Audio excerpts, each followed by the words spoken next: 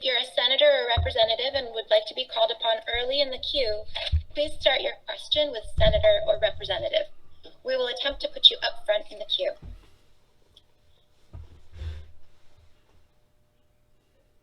The question function of GoToWebinar is now enabled. Tara, can I confirm it's enabled? Yes, thank you. You should see the question box in the GoToWebinar dashboard. If you want to provide testimony, please type your name and town in the question box and hit enter to submit. We'll be monitoring the list of attendees who are submitting this information, and we'll place your name in the queue after we receive all the required information. Remember that if you need technical assistance with getting onto the list to provide testimony, Julie Ashton of DES is available by phone or email. I'll say her contact information now. You can reach Julie by phone at 603-271-7837 or by email at julie.ashton@des.nh.gov. We'll take a short break now to get the first names on the list, and we will be back in 5 minutes. These can be emotionally charged.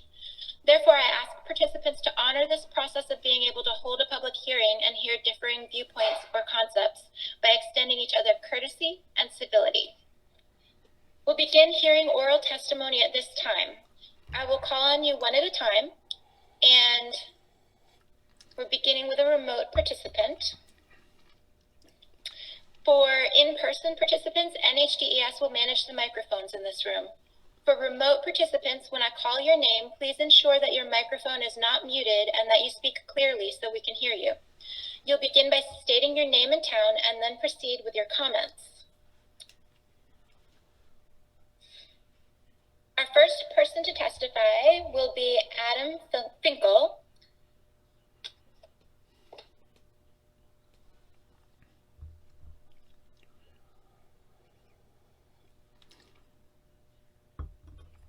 Thank you. I just unmuted myself. Could someone wave to confirm I'm audible? Thank you so much. Adam Finkel from Forest Lake Road in Dalton. I just have a couple of questions. I won't take nearly the full 5 minutes. I read through the application this week and got a couple questions about groundwater pollution issues, which of course don't have to be answered tonight. One is I noticed in the monitoring results, one of the things that popped out was the compound called tetrahydrofuran, and I'm just wondering why, if anyone understands why that was elevated, and if people there think that this is due to a direct deposition of that material, which presumably should not have been deposited as a hazardous waste, or could it have possibly been formed inside the landfill as a product of interaction with other chemicals? I'm just wondering if there's any concern about materials being deposited there over time in the past that should not have been legally put there. Then I just had a couple questions about, which I will submit in writing anyway, about the mostly the groundwater flow calculations. I think there may be a typo on the 2009 hydrogeologic evaluation, which was an appendix to the application, having to do with the algebra involved in getting the flow rate in bedrock. It says 50 feet per day, and I think it may be 5 feet per day if you do the math right, but I'll send that in writing.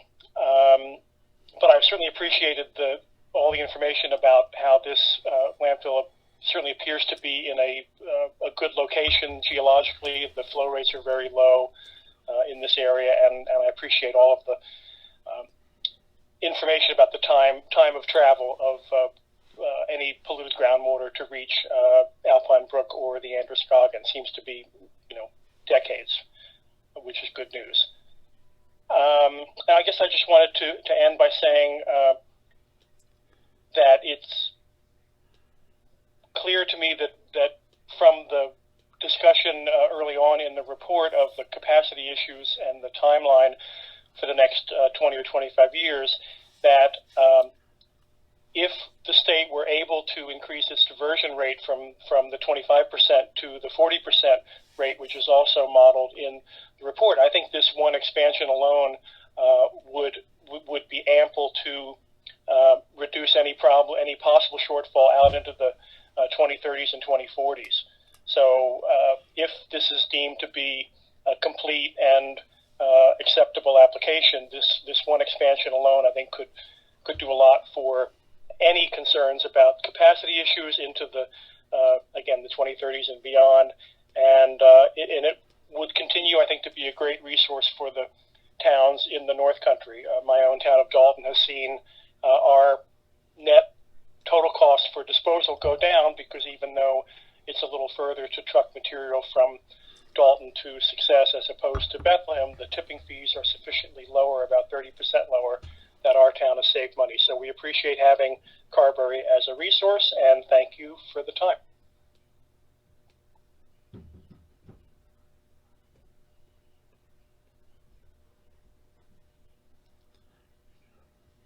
Thank you. Tara, do we have others who have indicated they wish to testify? Okay. I would just like to give a moment in case there's anyone else online or in the room who would like to testify.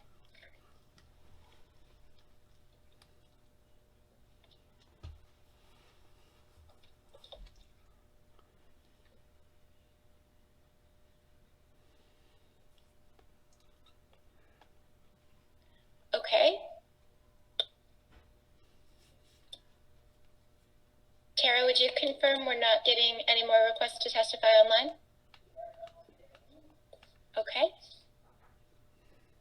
Anyone in the room with a show of hands, would you like to testify? Okay, seeing no one else who wishes to provide oral testimony, I'll prepare to close the hearing. Please understand that written comments can be submitted to the department up to 4:00 p.m. on January 7th, 2022.